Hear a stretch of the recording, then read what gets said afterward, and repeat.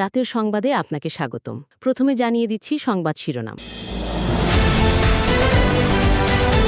ইস্যুতে আন্তর্জাতিক মহলের চাপের মধ্যেই অধিকৃত পশ্চিম তীরকে সংযুক্ত করতে ইসরায়েলি পার্লামেন্টে একটি বিলে প্রাথমিক অনুমোদনে খেপেছে বিভিন্ন দেশ। ইসরায়েল এমন পদক্ষেপ নিলে যুক্তরাষ্ট্রের সব ধরনের সমর্থন হারাবে বলে হুঁশিয়ারি দিয়েছেন মার্কিন প্রেসিডেন্ট ডোনাল্ড ট্রাম্প। তেল আবিবের এ ধরনের কর্মকাণ্ডে তীব্র নিন্দা জানিয়েছে হামাস। খাদ্য সংকট চরমে পৌঁছেছে। মানবিক সহায়তা পৌঁছাতে ইসরায়েলি বাধাই উপত্যকায় নতুন করে বিপর্যয় নেমে এসেছে। জাতিসংঘের বিশ্ব খাদ্য কর্মসূচি বলছে, চুক্তি অনুযায়ী গাজায় প্রতিদিন প্রায় ২,০০০ টন ত্রাণ প্রবেশের কথা থাকলেও ঢুকছে মাত্র ৭৫০ টন খাদ্য।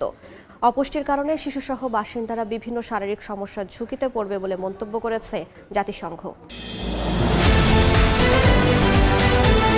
রাশিয়ার ভূখণ্ডে টমাহক ক্ষেপণাস্ত্র আঘাত হানলে তার পরিণাম হবে ভয়াবহ। ইউক্রেনকে হুঁশিয়ারি দিয়েছেন রুশ প্রেসিডেন্ট ভ্লাদিমির পুতিন। যুক্তরাষ্ট্রের আর সমালোচনা করে পুতিন বলেন, কিয়েভকে এই ধরনের দীর্ঘপাল্লার অস্ত্র দেয়া মূলত যুদ্ধে উস্কানির চেষ্টা ছাড়া কিছুই নয়। যুদ্ধ বন্ধে নানা তৎপরতার মধ্যেও ইউক্রেনের বিভিন্ন স্থানে রুশ হামলায় ২ সাংবাদিক নিহত হয়েছেন।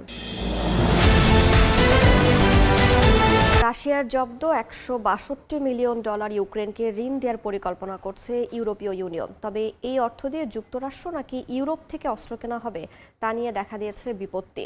এদিকে রুশ সম্পদ নেওয়ার পরিকল্পনা করলে ইউকে কঠোর জবাব দেওয়া হবে বলে হুঁশিয়ারি দিয়েছে রুশ পররাষ্ট্র মন্ত্রণালয়। রাশিয়ার জ্বালানি খাতে নিষেধাজ্ঞা জারি করায় ইউরোপীয় ইউনিয়ন ও যুক্তরাষ্ট্রের প্রতি কৃতজ্ঞতা জানিয়েছেন ইউক্রেনের প্রেসিডেন্ট ভলোদিমির জেলেনস্কি। এবার শুনবেন বিস্তারিত।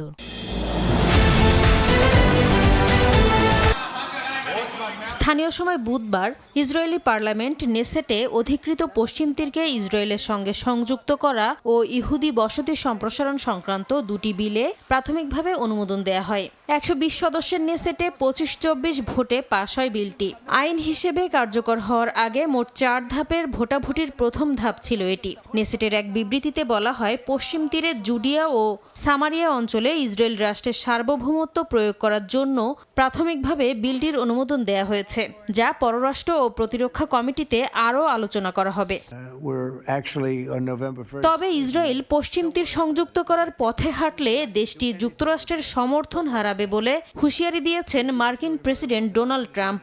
টাইম ম্যাগাজিনে দেয়া এক সাক্ষাৎকারে একথা বলেন তিনি। এ সময় ইসরায়েল এমন কিছু করবে না বলেও আশা প্রকাশ করতে দেখা যায় তাকে।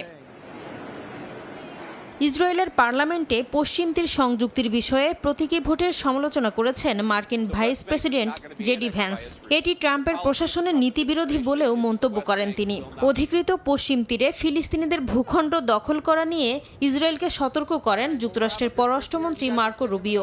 নেসেটে গৃহীত পদক্ষেপ এবং পশ্চিম তীরে ইহুদি বসতি স্থাপনকারীদের নৃশংসতা গাজা শান্তি চুক্তির জন্য হুমকি বলেও মন্তব্য করেন তিনি। এদিকে ইসরায়েলের এ ধরনের পদক্ষেপের তীব্র নিন্দা জানিয়েছে ফিলিস্তিনের স্বাধীনতাকামী সংগঠন হামাস। এমনকি নেসেটে ফিলিস্তিনি ভূমি সংযুক্ত করার চেষ্টা দৃঢ়ভাবে প্রত্যাখ্যান করেছে ফিলিস্তিনের পররাষ্ট্র মন্ত্রণালয়ও। বিবৃতি দিয়েছে সৌদি আরব, মিশর, কাতার, পাকিস্তান, তুরস্ক সহ অন্তত 14টি দেশ। তেল আবিবের পশ্চিম তীর দখলের অপচেষ্টাকে আন্তর্জাতিক আইনের লঙ্ঘন বলেও কড়া সমালোচনা করেছে বিভিন্ন দেশ।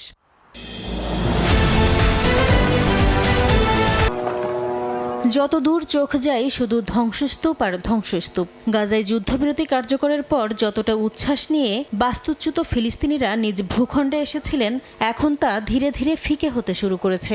ইসরায়েলি হামলায় হারাতে হয়েছে পরিবার পরিজন, হারাতে হয়েছে আশ্রয়স্থল। যুদ্ধবিরতি কার্যকরের 2 সপ্তাহ পেরুলেও খাদ্য সংকট আগের মতোই রয়ে গেছে। অনাহার অর্ধাহারে দিন পার করছেন বাসিন্দারা। 10 অক্টোবর যুক্তরাষ্ট্রসহ মধ্যস্থতাকারীদের মাধ্যমে গাজায় যুদ্ধবিরতি কার্যকর হয়। চুক্তি অনুযায়ী প্রতিদিন প্রায় ২,০০০ টন ত্রাণ গাজায় প্রবেশের কথা থাকলেও বর্তমানে প্রতিদিন গড়ে মাত্র ৭৫০ টন খাদ্য প্রবেশ করছে। মানবিক সহায়তা পৌঁছাতে ইসরায়েলি বাধাই উপত্যকায় নতুন করে বিপর্যয় নেমে এসেছে বলে জানিয়েছে জাতিসংঘের স্বাস্থ্য সংস্থা WHO। এদিকে জাতিসংঘের জনসংখ্যা তহবিল ইউএনএফপি এর উপনির্বাহী পরিচালক জানান, বর্তমানে গাজায় নবজাতকের 70%ই সময়ের আগে জন্ম নিচ্ছে, যাদের বেশিরভাগই স্বল্প ওজনের। 2023 সালের অক্টোবরে এই হার ছিল মাত্র 20%। এমনকি অপুষ্টি শুধু মায়ের নয়, নবজাতকের ওপরও প্রভাব ফেলবে, যা সারা জীবনের জন্য স্বাস্থ্য সমস্যার ঝুঁকি তৈরি করবে বলেও মন্তব্য করেন তিনি। এমনকি যেসব শুকনো খাবার প্রবেশ করছে তাতেও বাসিন্দাদের প্রয়োজনীয় পুষ্টির চাহিদা মিটছে না বলেও জানান তিনি। এদিকে বৃহস্পতিবার অক্সফাম ও নরওয়েজিয়ান রিফিউজি কাউন্সিল সহ 41টি আন্তর্জাতিক সংস্থা এক খোলা চিঠিতে গাজায় মানবিক সহায়তা প্রবেশে ইসরায়েলের বিরুদ্ধে ইচ্ছাকৃতভাবে বাধা দেওয়ার অভিযোগ এনেছে। এর আগে বুধবার গাজায় ক্ষুধাকে ইসরায়েল অস্ত্র হিসেবে ব্যবহার করছে বলে এক রায়ে জানিয়েছেন আন্তর্জাতিক বিচার আদালত আইসিজে। ঐতিহাসিক এক আইনি মতামতে উপত্যকায় মানবিক সহায়তা পৌঁছানো নিশ্চিত করতে ইসরায়েলকে নির্দেশনা দেন আদালত।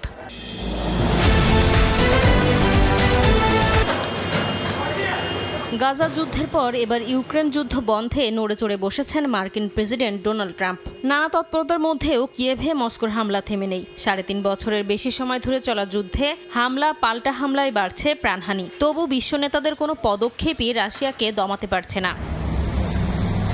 ইউক্রেনের পূর্বাঞ্চলীয় ক্রামাতরস্ক শহরে রুশ ড্রোন হামলায় এবার প্রাণ হারালেন সাংবাদিক সহ বেশ কয়েকজন। স্থানীয় সময় বৃহস্পতিবার দোনেৎস্ক অঞ্চলের গভর্নর এ তথ্য নিশ্চিত করেন। একটি পেট্রোল স্টেশনে গাড়ির ভেতরে অবস্থান করছিলেন তারা। এ সময় রাশিয়ার একটি ল্যান্ডসেট ড্রোন তাদের উপর হামলা চালায়। ইউনেস্কোর তথ্য অনুযায়ী চলমান যুদ্ধে এ পর্যন্ত অন্তত 23 সাংবাদিক নিহত হয়েছেন। একই দিন কিয়েভে ড্রোন হামলায় আহত হন আরও কয়েকজন।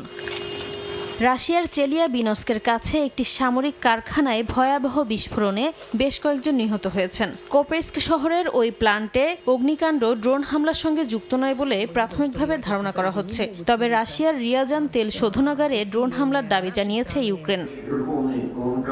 যুদ্ধে ইউক্রেন মার্কিনীদের তৈরি টমাহক ক্ষেপণাস্ত্র ব্যবহার করলে তার পরিণাম ভয়াবহ হবে বলে হুঁশিয়ারি দিয়েছেন রুশ প্রেসিডেন্ট ভ্লাদিমির পুতিন। যুক্তরাষ্ট্রের সমালোচনা করে কিয়েভকে এই ধরনের দীর্ঘপাল্লার অস্ত্র দেয়া মূলত যুদ্ধে উস্কানির চেষ্টা ছাড়া আর কিছু নয় বলে মন্তব্য করেন তিনি। পশ্চিমা নেতাদের উদ্দেশ্যে বলেন, রাশিয়ার ভূখণ্ডে এমন অস্ত্র দিয়ে আঘাত হানা হলে তার প্রতিক্রিয়া কেমন হবে তা নিয়েও ভালোভাবে ভাবা উচিত। এদিকে রাশিয়ার হামলার জবাবে ইউক্রেন কখনোই মার্কিনীদের দেয়া দীর্ঘপাল্লার কোনো অস্ত্র ব্যবহার করেনি বলে জানিয়েছেন প্রেসিডেন্ট জেলেনস্কি। ব্রাসেলসে সাংবাদিকদের সঙ্গে আলাপকালে একথা বলেন তিনি। নিজেদের সক্ষমতা যেমনই হোক, কিয়েভ বারবার ওয়াশিংটন ডিসির কাছে টমাহক ক্ষেপণাস্ত্রের অনুরোধ জানিয়ে আসছে। সম্প্রতি ইউক্রেনের প্রেসিডেন্ট ভলোদিমির জেলেনস্কি হোয়াইট হাউসে মার্কিন প্রেসিডেন্ট ডোনাল্ড ট্রাম্পের সঙ্গে বৈঠকে বিষয়টি উত্থাপনও করেন। তবে অস্ত্র সরবরাহের নিশ্চয়তা পাননি তিনি। গত সপ্তাহে পুতিনের সঙ্গে ফোনালাপের পর ইউক্রেনকে টমাহক দিয়ে নিজের অস্ত্রভান্ডার খালি করা ঠিক হবে না বলে জানান মার্কিন প্রেসিডেন্ট ডোনাল্ড ট্রাম্প।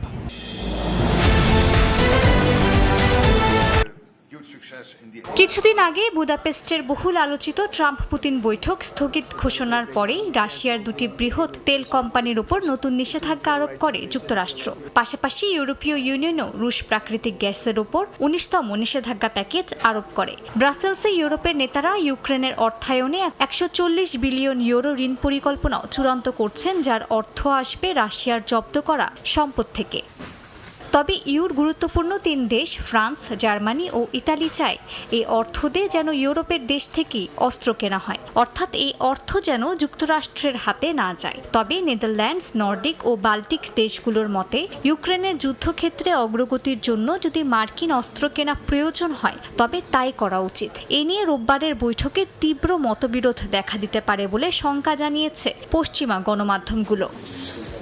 রাশিয়ার পররাষ্ট্র মন্ত্রণালয় যুক্তরাষ্ট্র ও পশ্চিমাদের এই পদক্ষেপকে অবৈধ হিসেবে আখ্যা দিয়েছে। মুখপাত্র মারিয়া জাখারোভা হুঁশিয়ারি দিয়ে বলেন, রুশ সম্পদ জব্দ করার চেষ্টা করলে ভয়াবহ পরিণতি ভোগ করতে হবে ইউরোপীয় ইউনিয়নের দেশগুলোকে। এই নিষেধাজ্ঞায় ক্ষুব্ধ প্রতিক্রিয়া জানিয়েছে চীন। বেইজিং বলছে, রাশিয়া ইউক্রেন সংকটের সমাধানে চাপ নয়, সংলাপই একমাত্র কার্যকর উপায়। এদিকে ইউক্রেনের প্রেসিডেন্ট ভলোদিমির জেলেনস্কি ব্রাসেলসে ইউরোপীয় কাউন্সিলের বৈঠকে রাশিয়ার উপর নতুন নিষেধাজ্ঞার প্রশংসা করেছেন। জেলেনস্কি জানান, রাশিয়ার উপর চাপ বাড়াতে ইইউ ও যুক্তরাষ্ট্রের এই পদক্ষেপ অত্যন্ত তাৎপর্যপূর্ণ।